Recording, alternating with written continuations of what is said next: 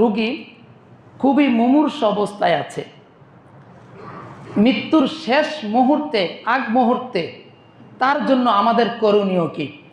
এখানে পাওয়া যায় যে প্রথমত যদি আমরা বুঝি যে তার মৃত্যুটা খুবই ঘনিয়ে আসছে, অর্থাৎ মুমূর্ষ অবস্থায় আছে, তাহলে তাকে উত্তর দিকে মাথাটা করে, তার উত্তর দিকে মাথা, পা দক্ষিণ দিকে, এবং তার মুখটাকে ক্যাবলামুখী করে নেওয়া। অথবা যদি বেশি দুর্বল হয়, ক্যাবলার দিকে পাটা করে দেওয়া, মাথাটা পূর্ব দিকে থাকবে, একটু উঁচা করে দেওয়া, যাতে তার মুখটা কোন দিকে থাকে? ক্যাবলার দিকে থাকে। তারপর তার পাশে ইয়াসিন সূরা পড়া। আল্লাহ রাসূল সাল্লাল্লাহু আলাইহি সাল্লাম বলছেন, কোনো মুমূর্ষ ব্যক্তির শিওরে যদি বসে কেউ ইয়াসিন সূরা পড়ে, তাহলে তার মৃত্যুর কষ্ট লাঘব হয়, মৃত্যুর কষ্ট কম হয়। যদি আমাদের চোখের সামনে এমন কাউকে মৃত্যুবরণ করতে দেখি, তাহলে তার শিওরে কি করব? ইয়াসিন সূরা পড়ব। আরেকটা হচ্ছে তার পাশে বসে কালিমা পড়া, লা ইলাহা ইল্লাল্লাহ, তাকে না বলা যে ওই তুমি কালিমা পড়ো, তাকে না বলা, তার পাশে কালিমা বলা। আমার কালিমাটা যখন তার কানে যাবে, এমনও হতে পারে সে আমার কালিমাটা শুনে শুনে তার মুখেও কি জারি হয়ে যাবে? কালিমা জারি হয়ে যাবে। আল্লাহ রাসূল সাল্লাল্লাহু আলাইহি সাল্লাম বলেন, মান কানা আখিরু কালামিহি লা ইলাহা ইল্লাল্লাহ দাখালাল জান্নাহ, যে ব্যক্তির শেষ কথাটা কালিমা হবে, ওই ব্যক্তি অবশ্যই জান্নাতে প্রবেশ করবে। এটা হলো দুনিয়াতে তার জান্নাতে যাওয়ার আলামত। তার মানে এটা না যে কাউকে আমি দেখলাম মৃত্যুবরণ করতে, সে কালিমা পড়ে নাই এজন্য সে জাহান্নামী, ব্যাপারটা এমন নয়। কিন্তু যদি সে পড়ে, তাহলে বুঝতে হবে কি দুনিয়া থেকে সে একটা জান্নাতের খোঁজ খবর নিয়ে সে ইন্তেকাল করেছে। যখন ওই মুমূর্ষ ব্যক্তির রূহটা বের হয়ে যাবে, তখন আমাদের করণীয় কি?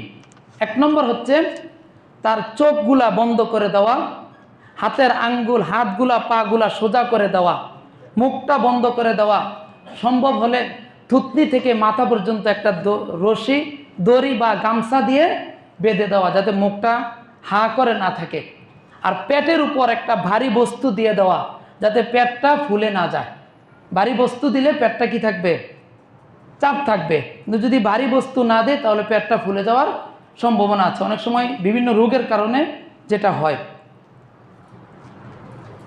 যখন কোনো ব্যক্তি মৃত্যুবরণ করবে, তার পাশে বা তাকে স্পর্শ করার ব্যাপারে কোনো ঋতুবতী মহিলা, অর্থাৎ অসুস্থ অবস্থায় যে সমস্ত মহিলা আছে, আর পুরুষদের মধ্যে যাদের গোসল ফরজ, এমন কোনো ব্যক্তি ওই ব্যক্তিকে স্পর্শ করবে না নাপাক অবস্থায়।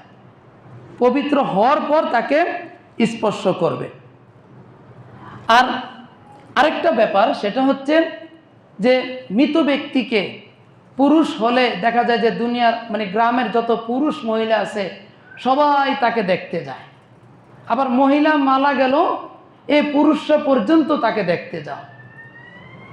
মৃত্যুর আগে দুনিয়াতে জীবন থাকা অবস্থায় যেমনিভাবে গায়রে মাহরাম পুরুষকে, এমনিভাবে গায়রে মাহরাম নারীকে দেখা যেমনিভাবে নাজায়েজ হারাম, মৃত্যুর পরেও তাকে দেখা হারাম। মৃত্যুর পরে এটা জায়েজ হয়ে যায় না। এর জিনিসটা খেয়াল রাখবো। আমি দেখলেও সে তার অবস্থানে আছে, না দেখলেও সে তার অবস্থানে আছে। বিশেষ করে মহিলাদের ক্ষেত্রে এই ব্যাপারটা আমরা খুব খেয়াল রাখবো। মহিলা যখন মারা যায়, তখন একেবারে যারা মাহরাম আছে, নিকটাত্মীয় আছে, ওই সমস্ত পুরুষরাই তাকে দেখবে। অন্য কোনো গায়রে মাহরাম যে সমস্ত পুরুষ আছে, তারা যাতে কোনোভাবে মহিলাকে না দেখে। যদি ওই মহিলাকে দেখে, তাহলে তার পর্দার হুকুম লঙ্ঘন হবে। এখন মহিলা তো নিজে ডাকতে পারে না, কথাটা বোঝেন। এখন মহিলা যদি জীবন থাকতো, তাহলে সে কি করত? তার মুখটাকে বন্ধ করত। এখন সে তো বাস ইন্তেকাল করেছে, এখন সে তো তার মুখ ডাকতে পারে না।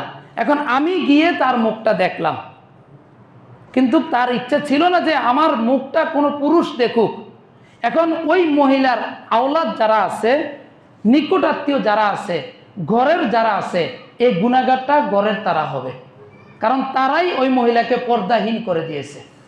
সুতরাং এই ব্যাপারটা